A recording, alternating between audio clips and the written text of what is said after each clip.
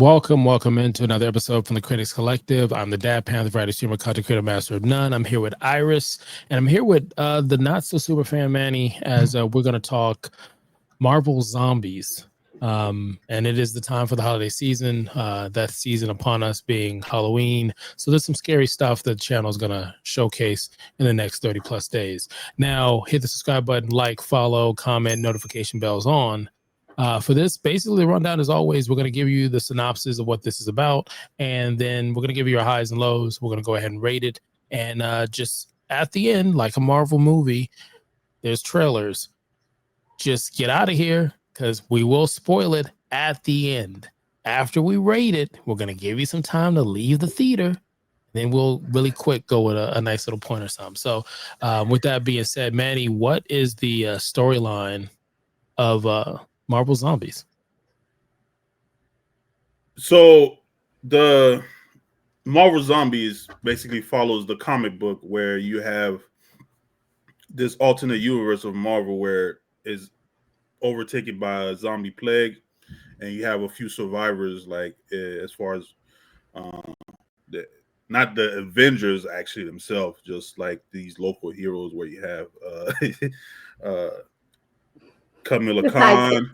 Yeah, we got the great value heroes. Yeah, we can all agree it's the bargain bin of heroes. It's almost like, but you do have some notable hero, Blade and Spider-Man, who shows up. The Hulk, basically trying to stop this zombie horde, who somehow is controlled by Wanda Maximoff. I was about to say Wanda Sykes from Very Hot Parent.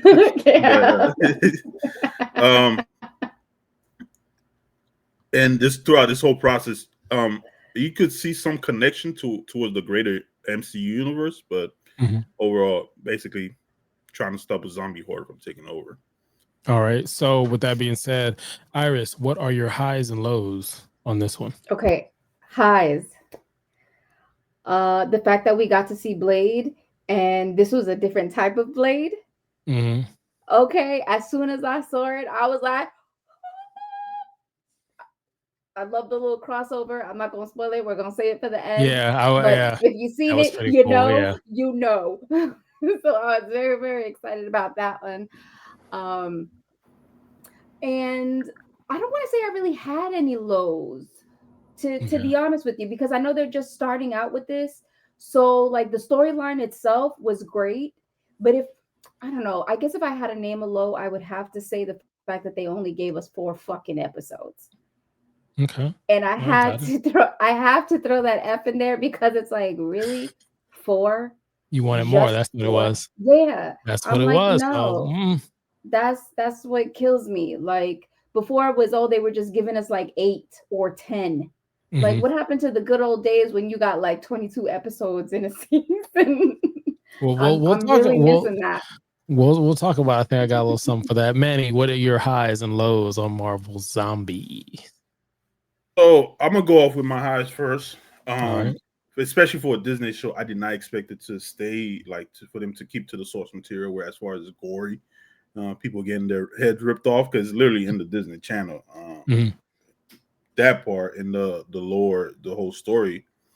I guess it's just my ick when it comes to any type of horror movie. When somebody dies and people like to say, "Oh my god," and they want to stay behind and try to save who's obviously dead. I know what you're talking about. I ain't gonna say nothing, but I know what you're talking about. It made me hate the character like so much more. Every scene it happened. I think like 3 characters that died 3 times. Like, get in the car and fucking go. The person didn't do it for no reason. Like, damn. And even in the other one is like when something's about to happen and you see the character, you just stand by. They hear a noise, something's coming, but you're gonna stand by and wait and look. That, but other than that, just like Iris, 4 episode. I think it should have been more, because there's so much more to the Marvel as far as that story, But 4 episodes, I don't think that was enough. Okay, so for me, the lows, I would agree. I won't say necessarily 4 episodes. I'm gonna say a little further and go off of a rumor. There's a rumor that this from Marvel, which is the same team that brought us X-Men 97, Same team that brought us the Neighborhood Spider-Man, if I'm saying it wrong, that's on Disney Plus as well. Same animation studio. They were supposed to make this a movie. It was supposed to be a movie. Now, whether or not this movie would have been straight to theater or if it would have went to streaming, whatever the case, is supposed to be a movie. The reason why it wasn't, the rumor is it was Sony. It was Spider-Man. They couldn't ink up the deal of getting Spider-Man, which is believed owned by Sony, and work with Marvel on this. So that is what the issue, the rumor is. So I will agree that it felt like you wanted more. The only other negative thing I could say is no marketing. Again, two great studios that people enjoyed watching it. You had Moon Girl and Devil Dinosaur, which was doing well as well. You're pumping out stuff, and you don't mention this. A lot of people don't know this, and I think this would have been a really good lead into October. The good things I think about it was, yes, it's from the comics, but they also teased it in the What If, one of the episodes for What If, so that was pretty cool. They kept it gory. Like, it's not in here, but there's certain characters, heroes, that ate their counterpart people. We didn't see it in this, but the comic is so dark, and they didn't go through it. And I think they stayed pretty true to the comics, and I thought that was awesome. And it was also cool to hear the character voiceovers that some of them we know. I'm not going to spoil anything, but some of the voices we know, and it was cool to see that. And it was also an interesting way, like Manny said, to tie in or give nod to the heroes we know for the live action. And I think they do that with a certain hero. I'm not going to mention it, stay till after.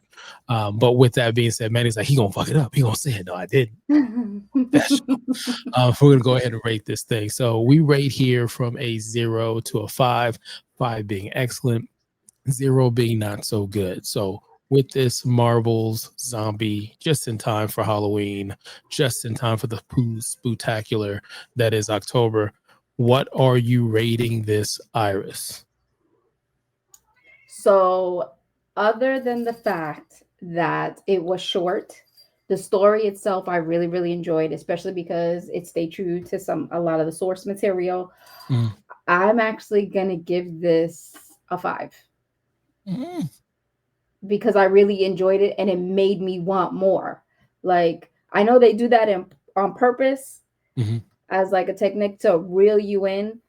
I mean, other than it did piss me off, but it's like, damn, I really do want more. So yeah, and I thought the story itself, I enjoyed it. So I'm giving it a 5.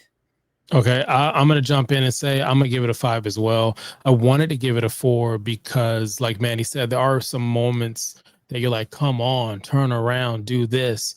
And I'm like, isn't that the trope that is horror movies, where you're shouting at the television and you want the stars to do X, Y, Z?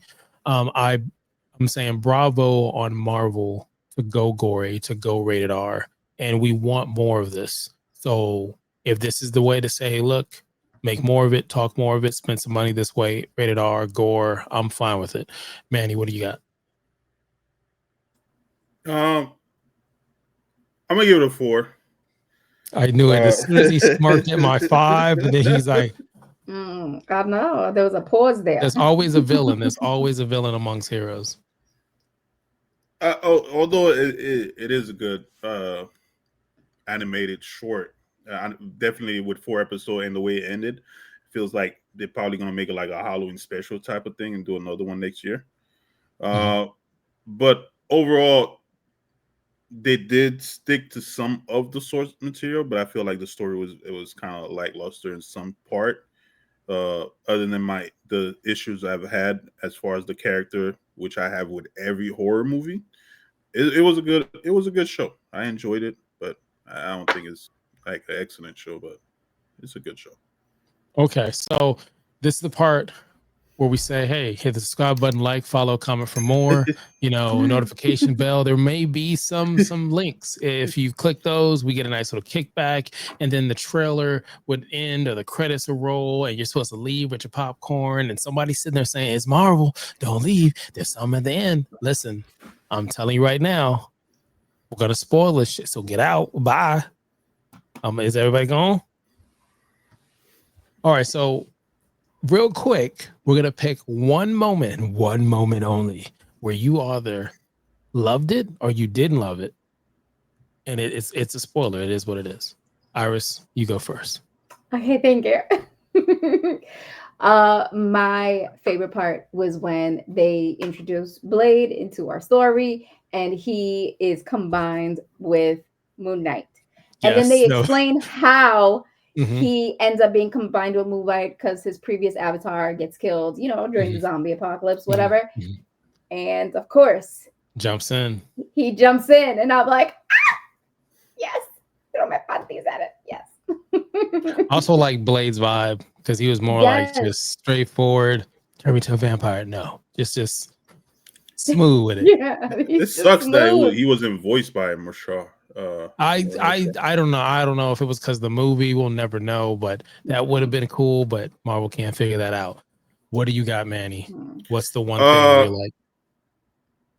One of my favorite part was the Spider-Man scene when he's like grabbing all the zombies' head and just popping them off. Yeah, popping them off. Some really good animation on that. Yeah, but I would say that's probably my favorite thing. Them having a Spider-Man character do something like that, knowing how strong Spider-Man is. But I would say that was one of my favorite scenes. But I'm pretty much everybody's seen that part. So I think it would have been cool if they had him eat Mary Jane, like the comics. That would have been wild. Yeah, he eats her.